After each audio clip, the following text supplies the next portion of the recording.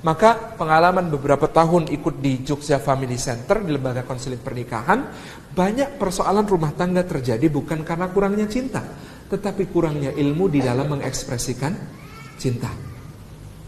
Karena kita sejak kecil terbiasa dengan sebuah adagium peribahasa, cintailah orang lain sebagaimana kau ingin dicintai.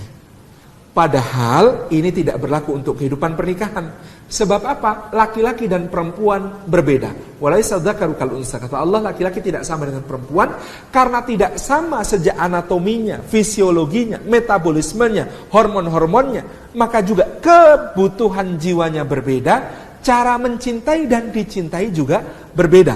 Anatominya saja berbeda. Ini katakan begini, saya ambil satu contoh kecil saja bedanya anatomi pria wanita.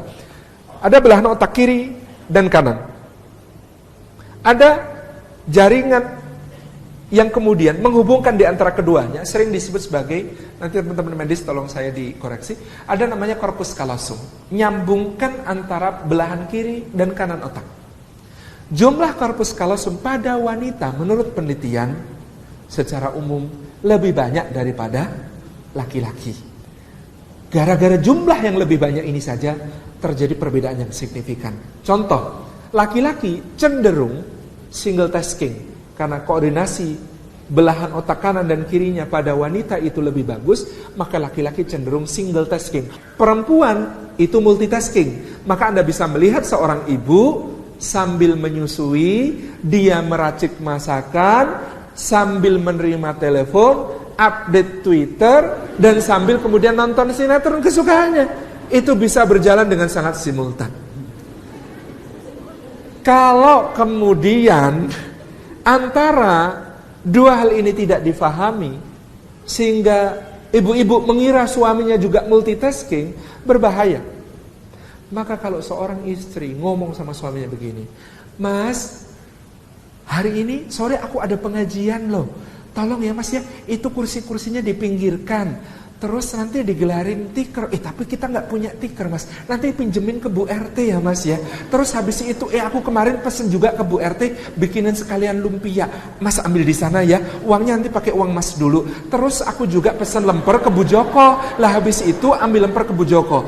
Aku mau bikin minum tapi kayaknya gulanya habis. Nah nanti sekalian ke warungnya Pak Minto. Pak Minto itu warungnya ini loh Mas, lebih murah gulanya daripada warungnya Bu Suharjo.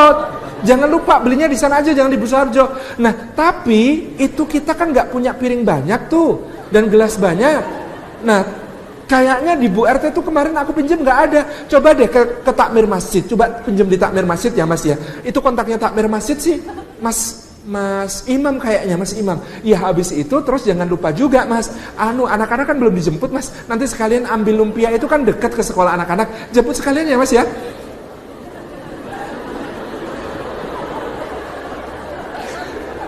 Kata suaminya, Dek, tadi apa aja deh? Aku nggak inget sama sekali satu pun. Karena nggak ngerti bahwa ternyata beda. Karena beda anatomi ini pula, cara menghadapi persoalan, cara berpikir juga berbeda. Laki-laki kalau mikir kayak obat nyamuk muter ke dalam. Jadi kalimat khasnya laki-laki kalau ada persoalan, problem ruwet itu, kalimat khasnya adalah, sebentar kita sederhanakan dulu. Intinya apa? Kalau sudah ketemu intinya nanti kita bisa cari solusi. Beres. Itu kalimat khas laki-laki. Kata kaum perempuan, jangan disederhanakan Mas. Ini masalah yang perlu kita lihat semua sisinya. Dengerin aku dulu ya. Nah ini khasnya ibu-ibu. Karena ibu-ibu mikirnya kayak obat nyamuk muter keluar. Semuanya dikorelasikan. Maka ada suami ngeluh, Ustaz tolong Ustaz, istri saya kalau marah itu dia jadi histeris. Histeris mungkin maksudnya Mas. Bukan, dia histeris. Jadi kalau dia marah pada suatu keadaan bersebab satu kesalahan saya pada waktu itu, lah marahnya itu dia bisa menyebutkan kesalahan saya sejak awal pernikahan sampai sekarang.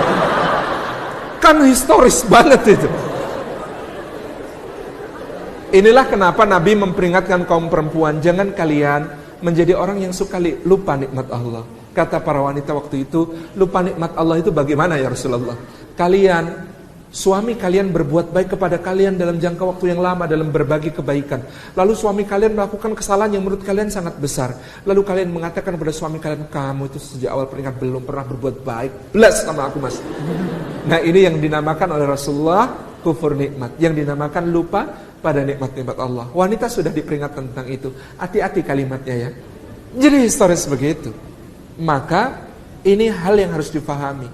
Dalam menghadapi juga jadi berbeda. Laki-laki itu kalau dalam tekanan masalah, mereka menyendiri, berkontemplasi, dan merumuskan solusi. Perempuan kalau ada masalah, mereka berbicara untuk mencurahkan isi hatinya, mengurangi ketegangannya, pengen merasa dimengerti, difahami, dan merasa tidak sendiri. Kalau perlu menangis sampai tuntas air mata. Ini wanita. Meredakan ketegangan dengan begitu, laki-laki dengan begitu. Maka kalau tidak saling difahami, akan terjadi persoalan besar.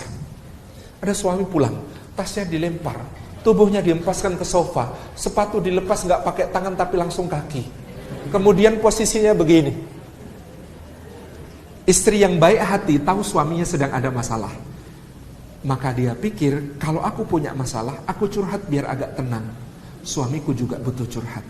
Lalu dia datangi suaminya, dia tanya, mas, ada masalah apa? Dan jawaban semua suami di dunia sama. Enggak kok dek, enggak ada apa-apa. Istrinya mengejar, dia pikir penting buat suaminya supaya tenang, curhat. Dia bilang, mas aku kan kalau ada masalah juga cerita sama kamu. Masa kamu gak mau cerita sama aku mas? Kata suami dengan maksud yang sangat baik, tidak ingin membebani istrinya, dia katakan, udahlah dek, ini masalah kantor kok, kamu gak usah ikut pusing, biar aku aja yang mikirin. Kata sang istri, jadi kamu gak percaya sama aku?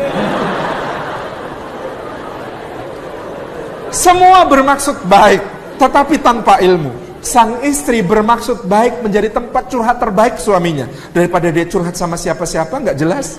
Lebih baik curhat sama saya, pikir si istri. Sang suami mikir, kasihan istri saya, urusan rumah tangga sudah sangat berat dia hadapi. Masa harus saya bebani dengan cerita tentang masalah di kantor? Enggak, kasihan dia. Enggak nyambung kan? Enggak nyambung. Itulah kenapa ibunda kita Khadijah itu istimewa sepanjang sejarah. Sebab dia wanita yang paling tahu ilmu beginian. Rasulullah pulang dari Gua Hira itu, shock. Ada yang tanya, dapat wahyu kok malah shock? Ya iyalah, shock dapat wahyu begitu. Gimana enggak? Lagi mikirin, umat kacau ya Allah, jahiliyah ya Allah, mikir begitu. Tiba-tiba datang sosok bercahaya, datang maksa pula. Iqra ya Muhammad, Iqra ya Muhammad. Mana biqari, saya gak bisa baca. Itu dipaksa sambil didekap sampai habis nafas itu. Itu kan shock, kayak. Dan tiba-tiba pesan dari langit itu akan mengatakan, iya wahai Muhammad, umat ini sedang kacau, maka kami serahkan kepadamu sampai beres. Itu kan kayak tukang kebun tiba-tiba jadi angkat jadi direktur utama perusahaan, terus dibisikin, Pak, utang perusahaan ini 800 kali lipat nilai aset Pak. Ya gimana gak shock gitu. Pulang itu tersaruk-saruk, jatuh, tersandung, jatuh, bangun berulang kali. Rasulullah Muhammad SAW tiba di depan pintu di rumah Ibunda Khadijah. Dia menggigil, pucat pasi, berkeringat dingin. Dan kemudian berkata, Khadijah zammiluni ya Khadijah, zammiluni. Kalau Ibunda kita Khadijah kayak tipe istri yang tadi, ya Allah suamiku, ada apa ini? Saya kira sirah nabawiyah akan lain ceritanya. Tapi Ibunda Khadijah sangat memahami psikologi suami istri. Apa yang beliau lakukan? Radhiyallahu anha, Rasulullah dituntun masuk ke kamar, ditutup pintunya. Di balik pintu itu dia memohon kepada Allah, ya Rabbi, engkau yang lebih mampu menjaga dia, lebih mampu menolongnya. Dia akan tunggu cerita itu nanti setelah Muhammad mau cerita. Karena ibu-ibu, suami juga cerita masalahnya, tapi agak beda tipe dengan perempuan. Kalau perempuan cerita masalah di awal supaya agak lega, laki-laki cerita masalahnya di akhir. Tipe ceritanya laki-laki begini, Ma, kemarin sebenarnya di kantor ada masalah loh. Ya Allah, terus gimana masalahnya Pak? Tenang, sudah Papa beresin. Nah, tipe ceritanya laki-laki itu begitu, untuk menegaskan gue kawam, gue pemimpin. Jadi Ini bedanya. Maka kebalikannya, laki-laki perhatikan. Ada istri bercerita, penyakitnya laki-laki adalah jump to conclusion. Loncat ke kesimpulan, lalu memberi solusi tanpa diminta. Tipikal ceritanya istri, kan begini, nggak kayak laki-laki tadi.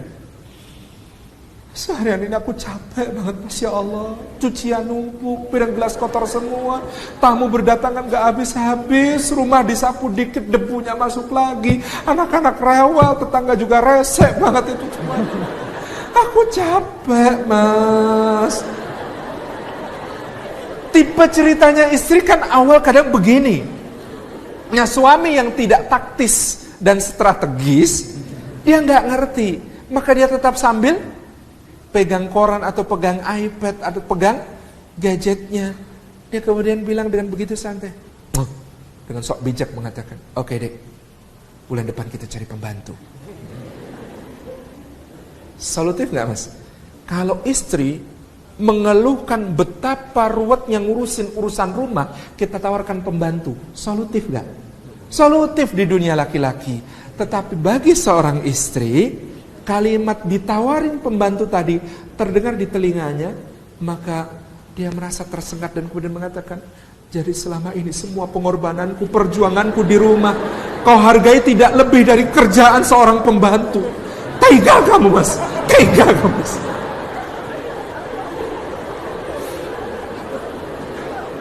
Nyambung gak? Gak nyambung, padahal maksudnya baik. Suami mencari solusi. Kalau istri kesusahan, carikan yang bisa bantuin. Kan begitu. Kalau begitu, gimana?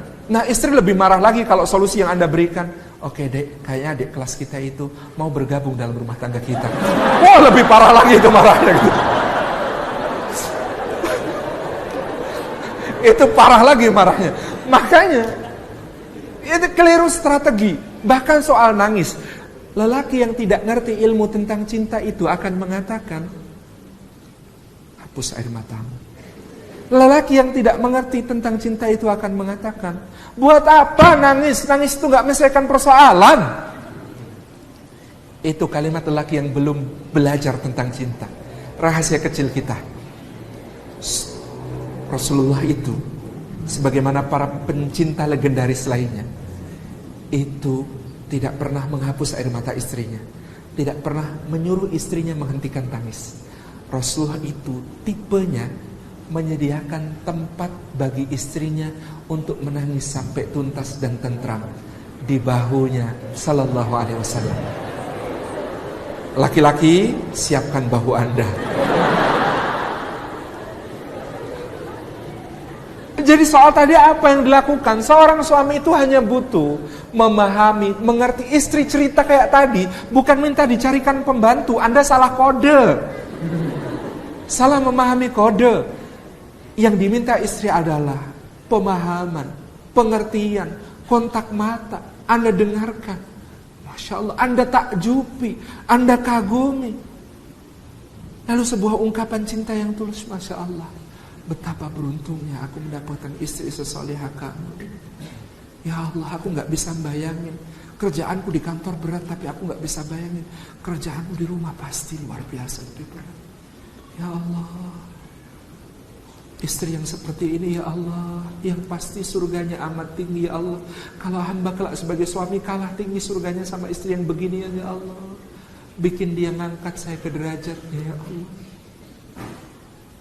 Kata Ibnu Qayyim Al-Jauziyah, seorang istri yang merasa dimengerti, difahami, diberi apresiasi, dia sanggup mengerjakan pekerjaan 50 lelaki. Kita saja ini hemat budget, nggak perlu gaji pembantu. Kalau Anda siap mendengarkan istri, memahami dengan seluruh diri Anda, menyimak dengan kontak mata yang intens kepadanya, berdecak takjub atas semua hal yang dilakukannya. Masya Allah, gitu ya. Maka luar biasa. Kalau nggak percaya betapa hebatnya istri Anda, nanti suruh dia pergi 2 hari dan kerjakan urusan rumah tangga untuknya 2 hari itu. Berantakan itu rumah.